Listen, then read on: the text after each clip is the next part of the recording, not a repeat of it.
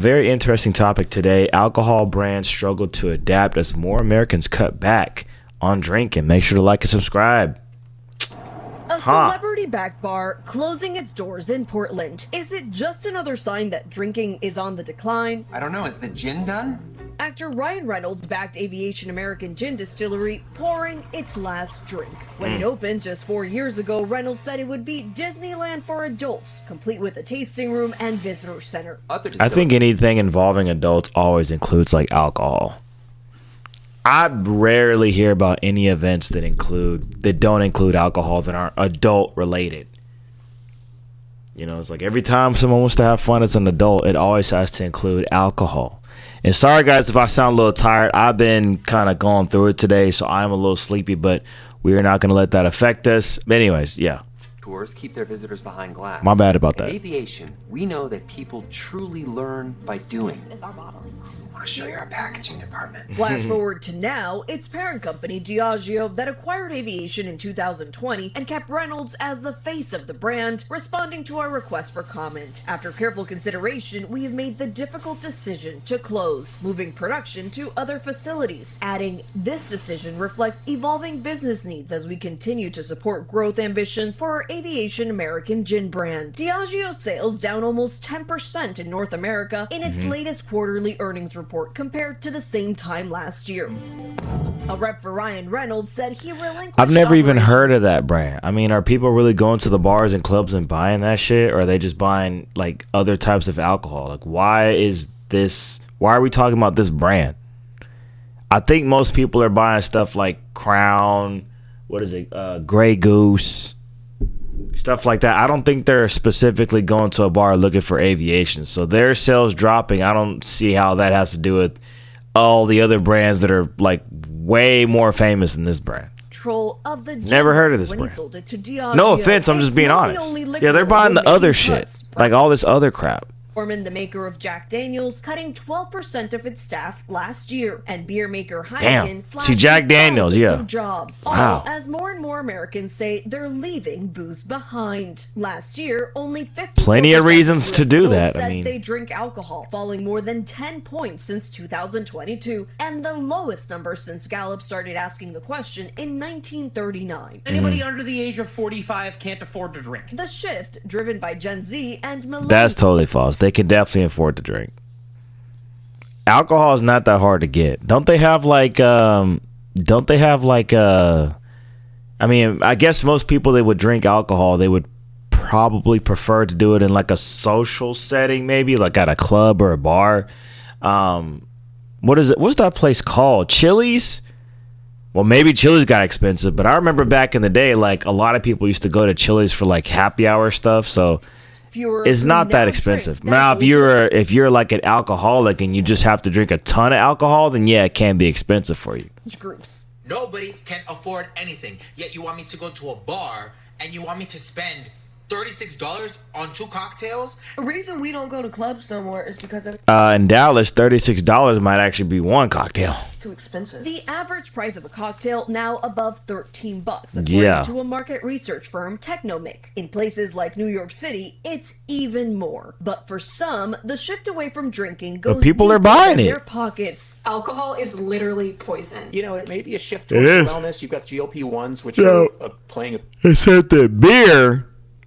What was it? Now, the whole thing about wine might be false, but they said that one beer every once in a while is actually good for your digestive health. I mean, they even feed beer to goats sometimes, so I don't know. But when it comes to hard liquor, food and alcohol, yeah, and you've got a little bit of a shift away from drinking culture. People seem to be moving away culture, from the culture, all this culture talk, drinking culture. How about just people drinking? On the rise, even as alcohol consumption falls. Experts say people are looking for options, whether it be swapping a Cosmo for cannabis, which has doubled in popularity over because the cannabis has scientifically proven to have benefits for people that are autistic, people that have sleep problems, people that just have depression.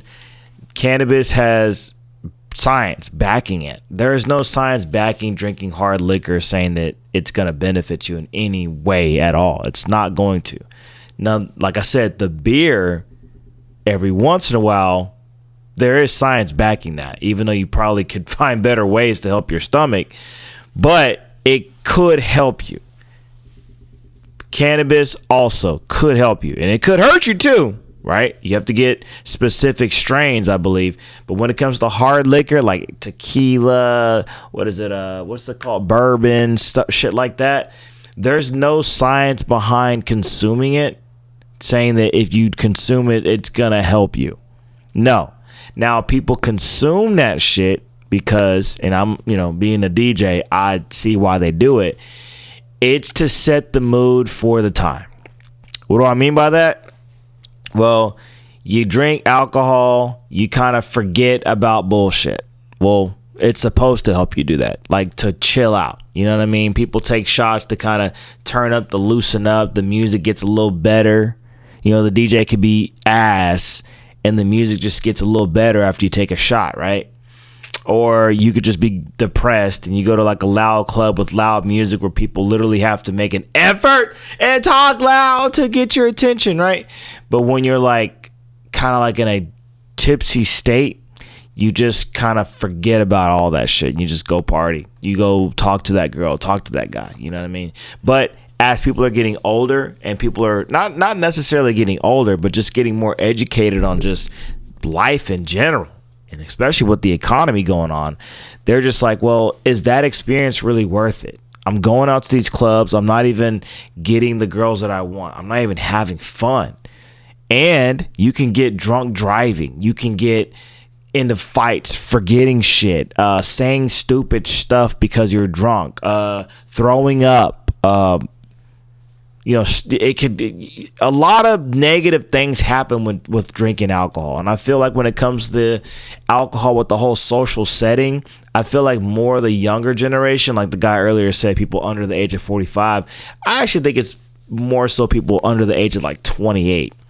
They prefer to maybe keep their drinking to a bare minimum, again, because of the risk of the drunk driving and all of these kids have careers they want to pursue. If they get something on their record, it can ruin everything for them, right? So they rather either like stay at home or barely drink at all and just come to the function high off cannabis. Decade as states have legalized marijuana, or switching a mojito for a no-hito. The kind of most successful mocktail.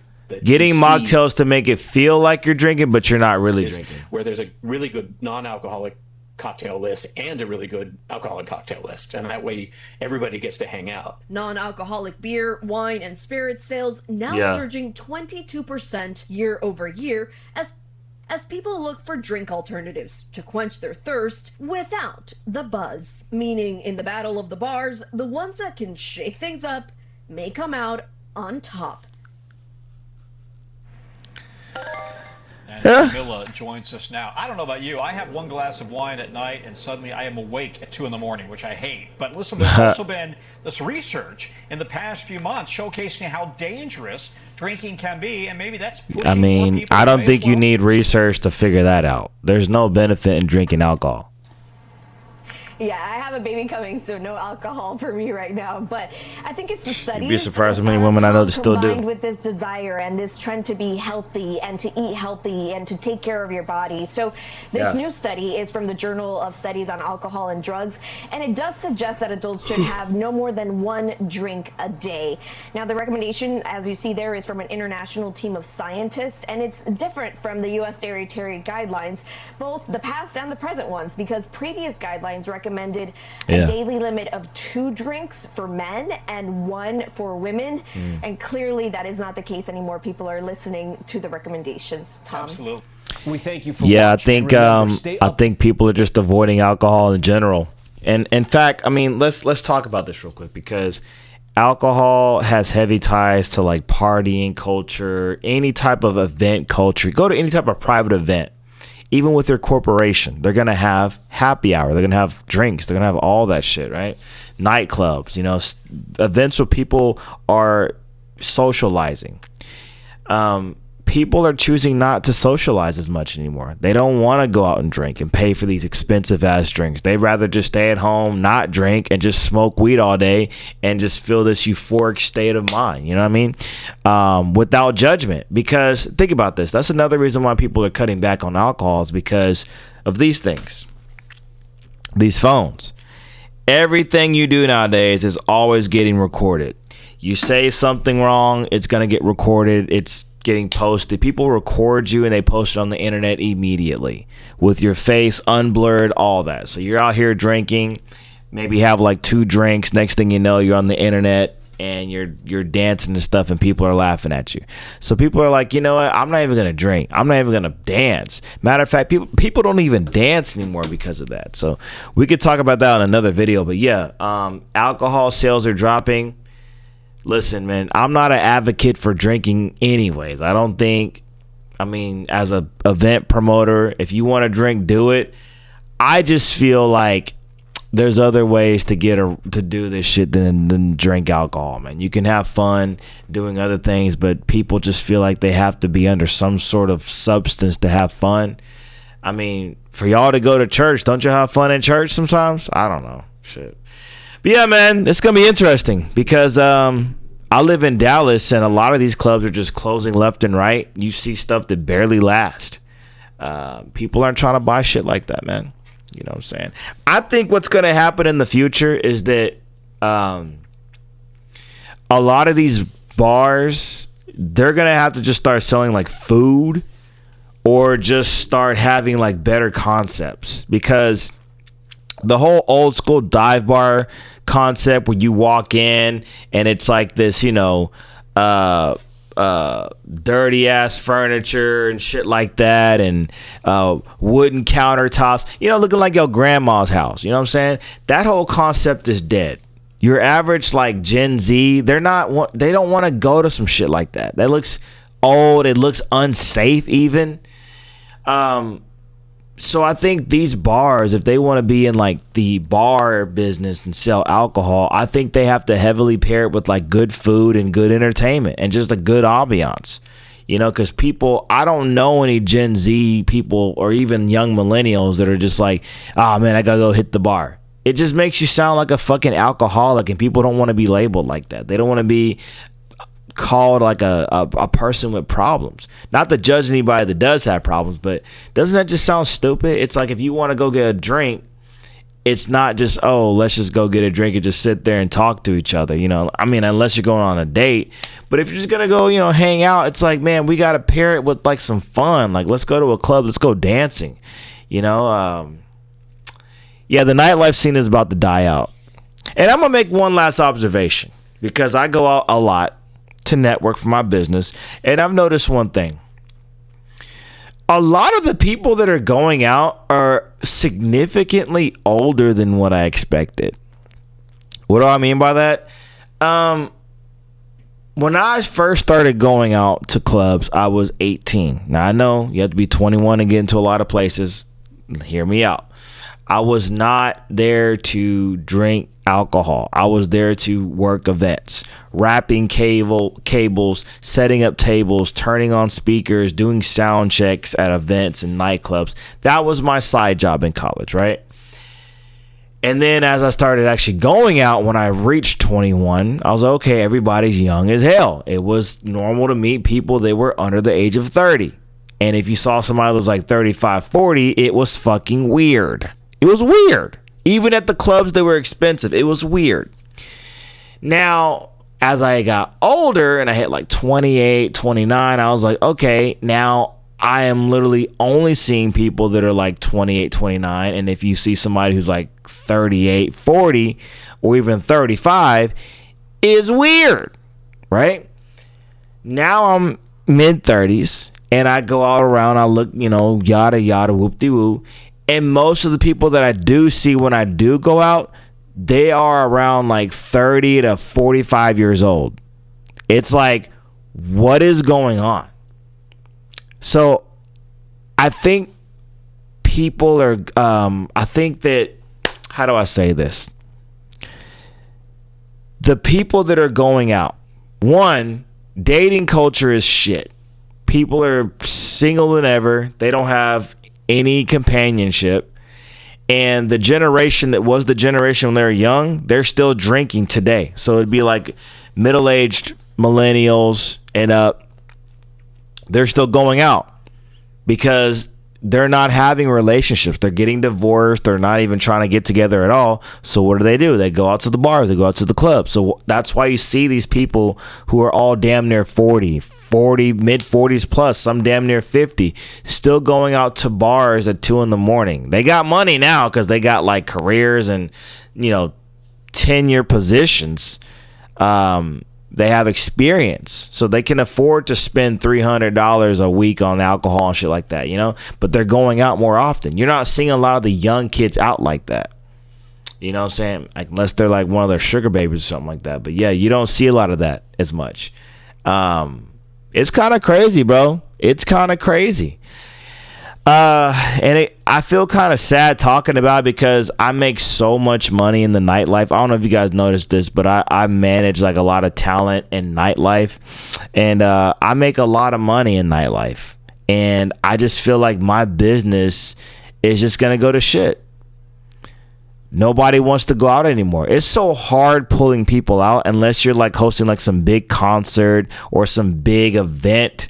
But just to have people go out on the casual, it's getting so hard.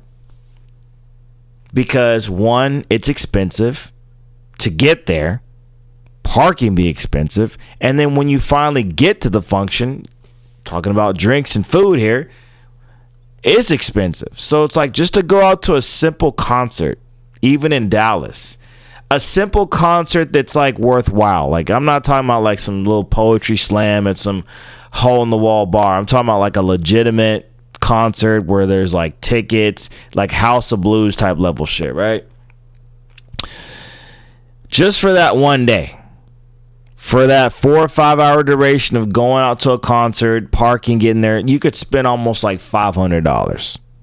And that's just for one person. Tickets already be like $200, $250. The drinks could be like $20, $30. The parking $20, $30. You bring a date, shit, that's already another $250 on top of that for the ticket. So, yeah, man, we just might as well just I don't know, man. Nightlife is about to go to shit, bro.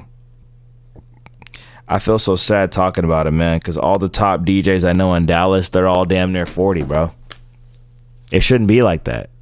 I'm gonna be honest. I know we're kind of talking about other shit right now, but I'm venting right now because I'm not an advocate for drinking alcohol. I'm not. I'm really not. I don't like say, oh, you got to drink or you're lame. No, if you don't want to drink, hey, I'm happier for you because that's great. However, the alcohol sales heavily tied into how I make my money from my nightlife business. So the fact that there is a decline and everything they're saying in this video is very true. There's actually more facts behind that, but everything happening with this, it's literally going to make it where, I don't know, maybe I have to adjust how I make money in the nightlife because it is a struggle. Venues are struggling. We might as well just make a whole nother video about that because it's sad. It's very sad. But yeah, it's your boy Kane. I got a pimple right here. Frick. Anyway, it's your boy Kane, man. Y'all have a great day, great morning. Sorry, man, if I'm just very lethargic, but yeah, we'll get it together.